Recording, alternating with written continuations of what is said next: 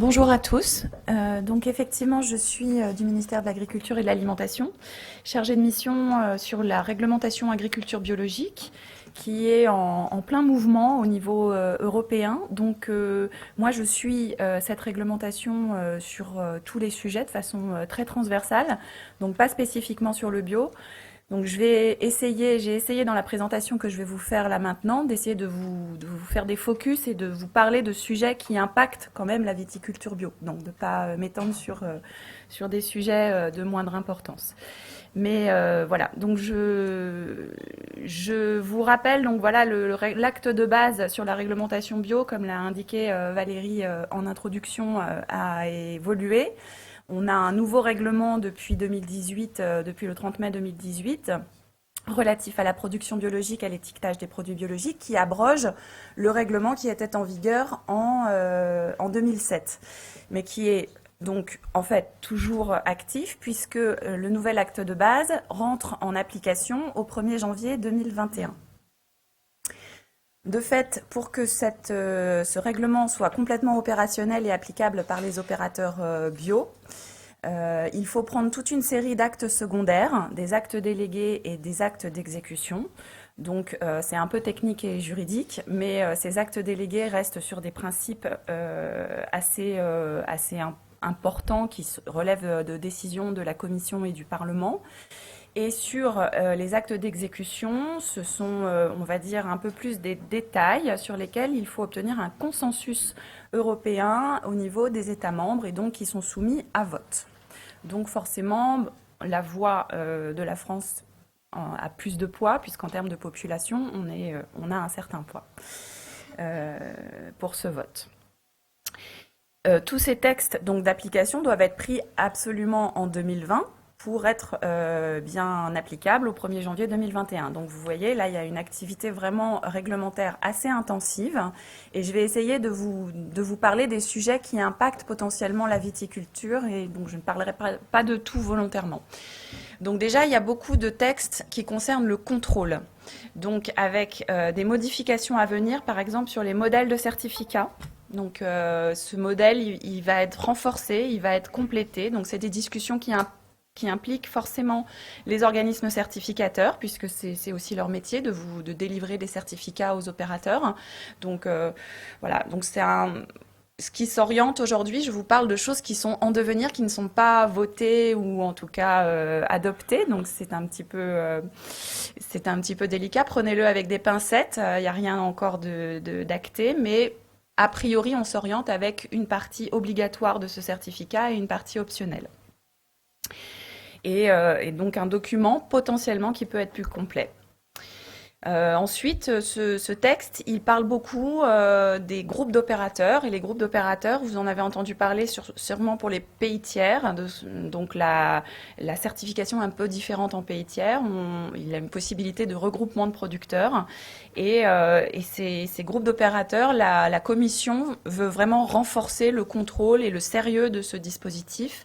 Donc en les faisant adopter un système de contrôle interne, d'une part, mais aussi en limitant leur composition en taille. Et donc là, il y a un grand débat avec les parties prenantes et les États membres pour savoir quelle est la taille maximale qu'on peut autoriser pour un groupe d'opérateurs. Donc voilà, 500 membres, 1000 membres, 2000 membres, il y a du débat.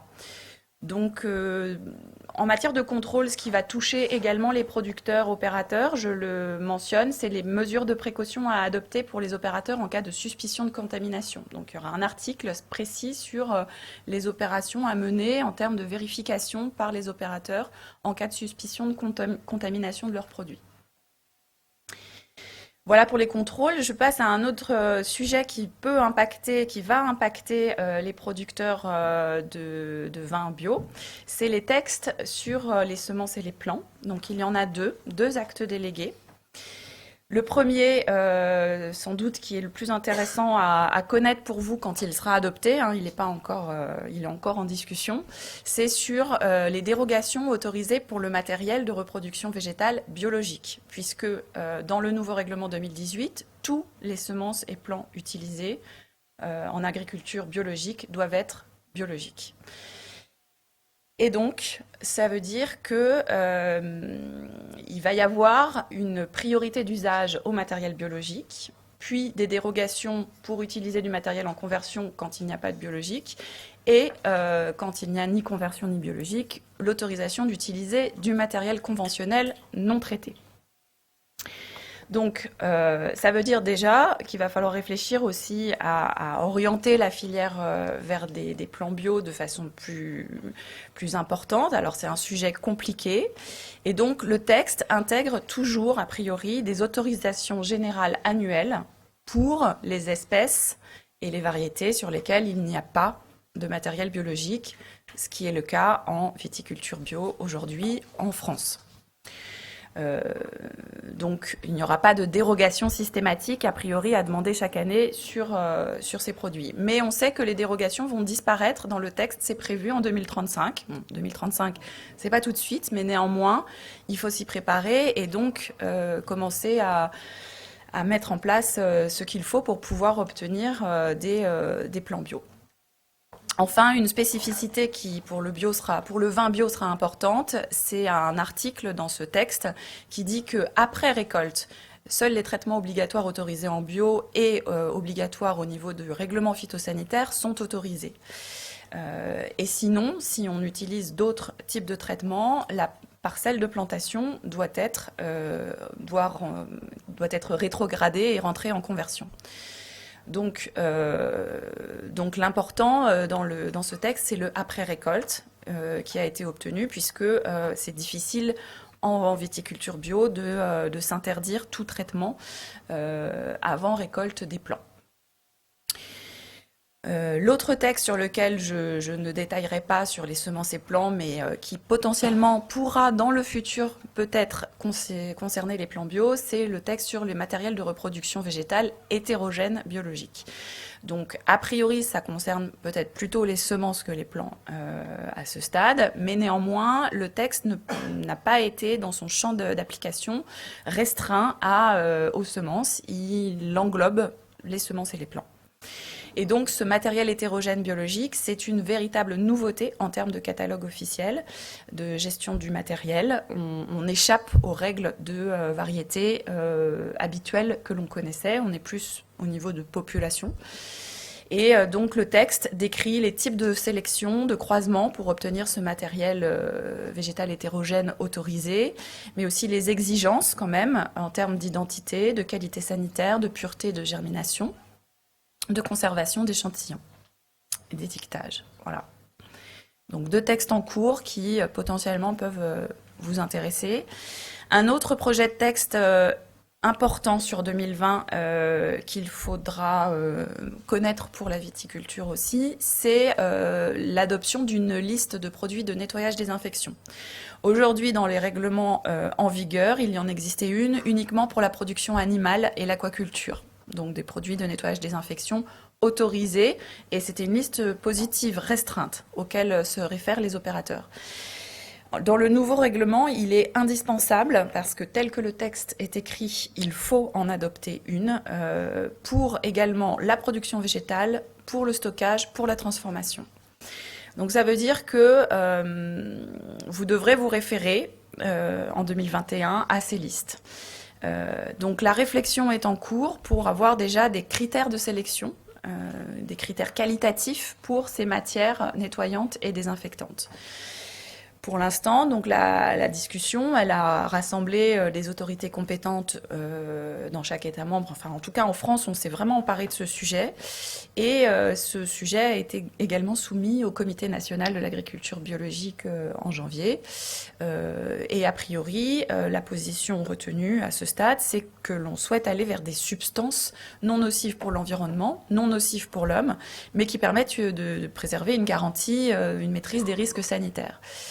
Donc c'est une gageure, et derrière ça, il y a effectivement de pouvoir éventuellement se passer de substances nettoyantes comme des substances hypochlorites de sodium et d'eau de javel par exemple, qui sont, on le sait, toxiques pour les milieux aquatiques.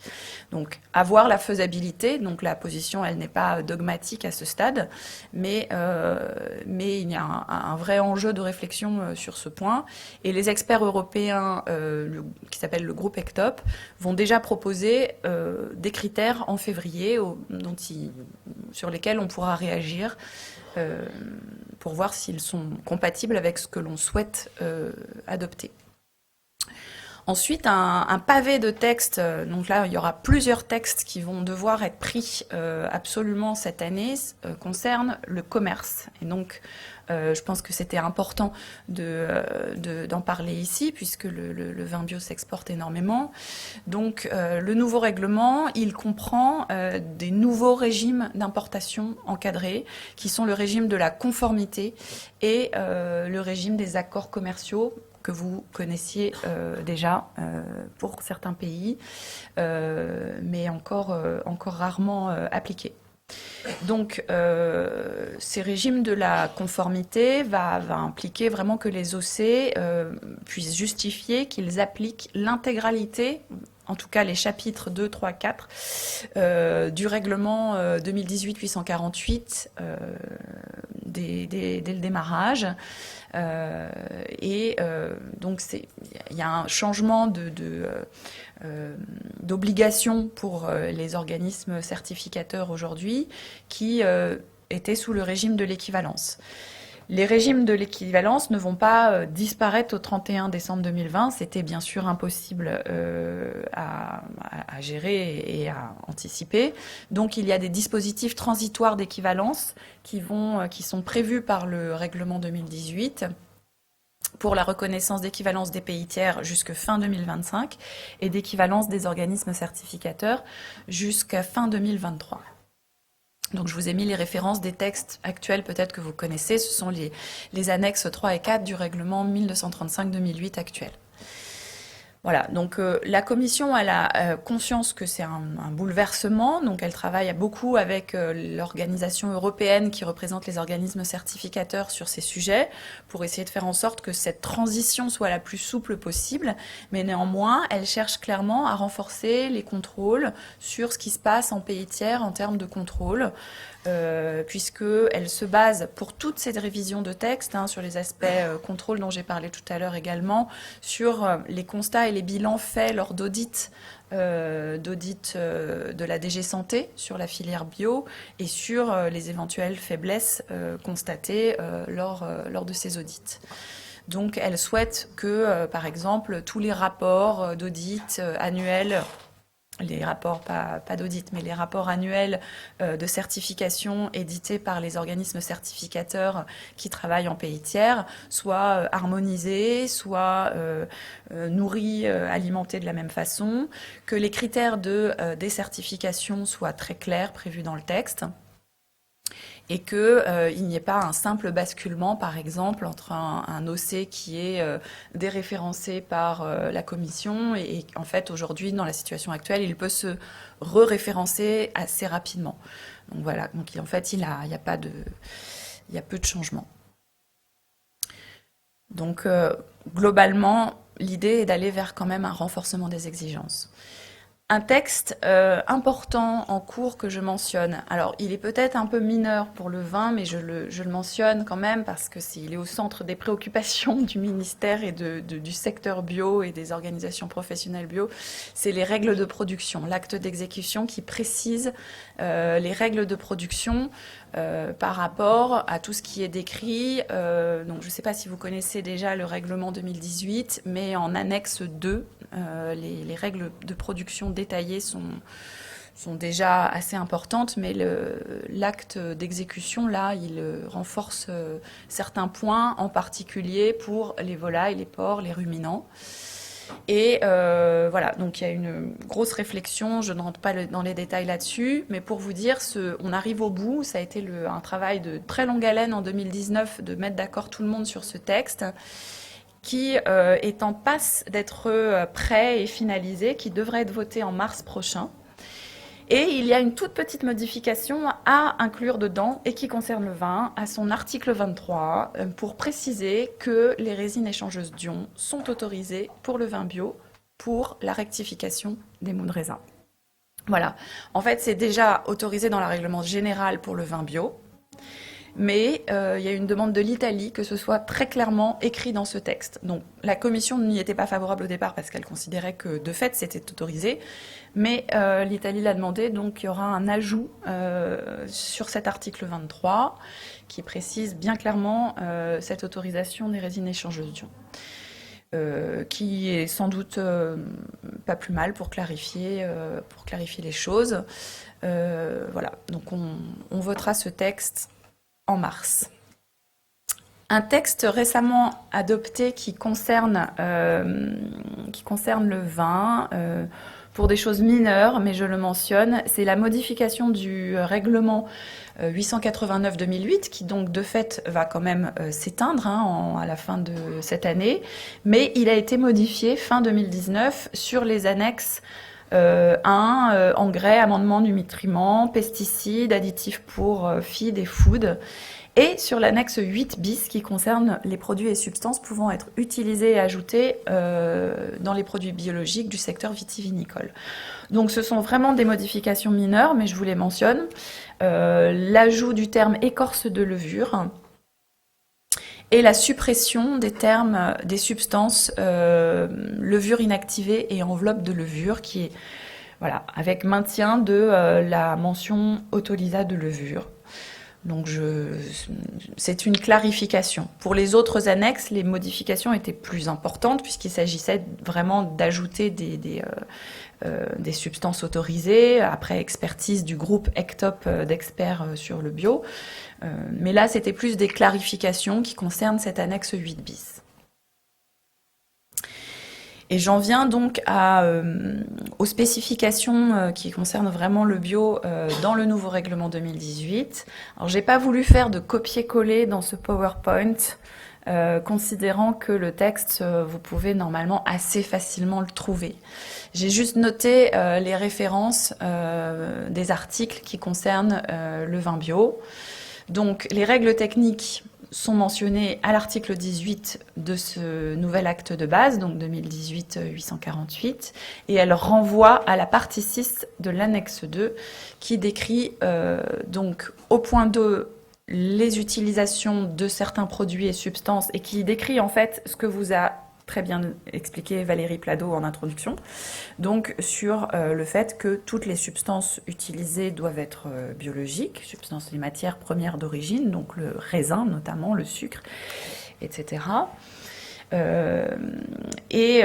Doivent être autorisés également les additifs et auxiliaires technologiques en vertu de l'article 24.2. Donc ça veut dire que l'annexe 8 dont je vous ai parlé, 8 bis dont je vous ai parlé juste à l'instant, elle sera reprise dans un acte d'exécution sur les produits et substances autorisés. Donc, a priori, cette année, elle va être versée absolument telle qu'elle dans un acte. La commission va vouloir quand même travailler vite, et donc je pense qu'il est dans l'intérêt de tout le monde que 2021, les choses soient opérationnelles. Donc on reprendra la liste telle qu'elle existe aujourd'hui. Mais je sais qu'on on aura un premier draft en mars prochain, aux prochaines réunions du comité bio. Et voilà, donc vous pourrez en être informé via vos représentants d'organisations professionnelles. Et je mentionne le point 3 donc, de cette partie 6 sur les pratiques œnologiques et restrictions. Et donc là où on retrouve exactement donc, les pratiques, procédés, traitements œnologiques interdits mentionnés par Valérie ce matin, et ceux qui sont autorisés au paragraphe 3.3, et sachant à savoir que ces paragraphes peuvent être modifiés par acte délégué. Donc si on décide d'interdire une nouvelle pratique, on peut le demander à la commission et demander que soit pris un acte délégué, et de même pour autoriser une nouvelle pratique. Dans cet article, les références renvoient au règlement 606-2009, mais a priori, ces pratiques étant explicitement détaillées, il n'y a pas d'obligation à modifier ce texte, l'acte de base en tant que tel, et la commission, je leur ai demandé, n'a pas prévu de le faire, puisque c'est pas dans son champ de compétences aujourd'hui. Donc les pratiques, procédés et traitements œnologiques mentionnés font référence effectivement au règlement 606/2009 qui a été remplacé par le 2019-934. Mais néanmoins, il faut lire, je dirais, les pratiques au regard du nouveau règlement. Voilà, donc ensuite, je vais pas détailler le calendrier parce que ça vous concerne moins, mais je l'ai mentionné, donc vous le retrouverez sur les présentations d'aujourd'hui, les délais et le timing de travail que la commission a l'intention d'adopter pour ces aspects-là. Voilà, j'en ai terminé, donc